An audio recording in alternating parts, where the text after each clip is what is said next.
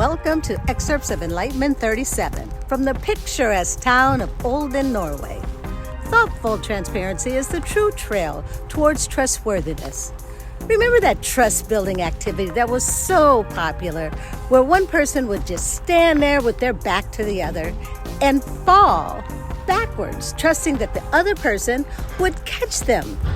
Thinking back, my aha moment was in the realization that such a superficial exercise, because that person tells you to trust them, you do fall back, and they catch you. That only means that in that instance, with others watching in a very controlled environment, it worked.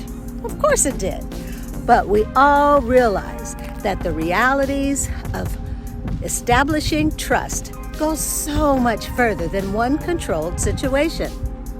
I'm going to focus on trust through the magnified lens of transparency, identified by the actual letters in trust, to help you remember, and starting with the first T as telling the truth.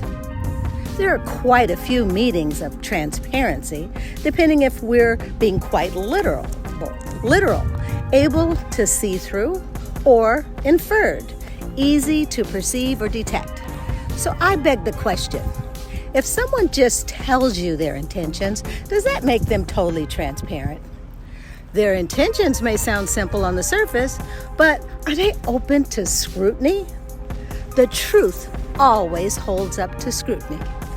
If it does, then you're ready for the next element of transparency relative to trust, and that is their reactions. After the deeper telling of their intentions, the reality of their actions. Trustworthy actions always speak louder than words. One's transparent actions make it easier to fully understand someone's intent, which is the you in equation. Being transparent establishes also a sense of security in a relationship and belief in the sustainability of trust. And, of course, the talking together. As the final T, one must prevail when being transparent about one's intentions. In our next Excerpts of Enlightenment, we will practice training our brain to quiet the turmoil. Until next time, feel free to put your aha moments in the comments. So long from Olden, Norway.